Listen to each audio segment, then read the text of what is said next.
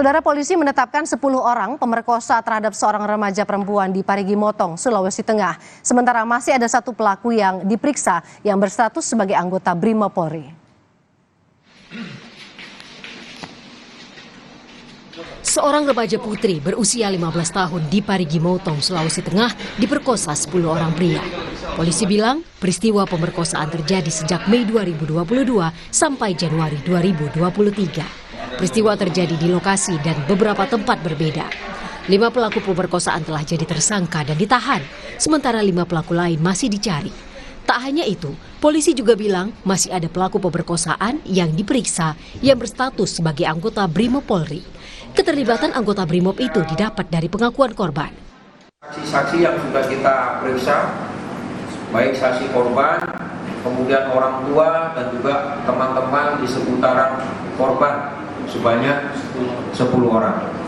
Sehingga kemarin kita sudah sepakat dari penyidik untuk menetapkan 10 tersangka. Dan ada satu tersangka yang masih kita lakukan pendalaman, ya, karena baru berdasarkan pengakuan daripada korban. Korban kini masih menjalani perawatan intensif di rumah sakit di Palu. Korban kini berada dalam pengawasan unit pelaksana teknis Dinas Perlindungan Perempuan dan Anak untuk memberikan pendampingan hukum dan pemulihan psikologis. Pendamping hukum berharap pasal yang digunakan penyidik memberi efek jera kepada para pelaku.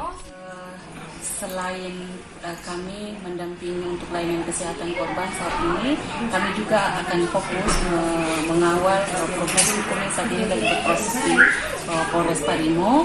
Upaya yang akan kami lakukan, pertama kami akan berencana melakukan koordinasi dengan Pak Kapolres untuk mengetahui sejauh ini seperti apa sudah progres dan penerapan pasal yang ditetapkan atau digunakan oleh tim penyidik di sana, dan memastikan juga bahwa pasal-pasal yang digunakan betul-betul mengakomodir kepentingan hukum atau betul-betul akan memberikan efek jera kepada semua pelaku.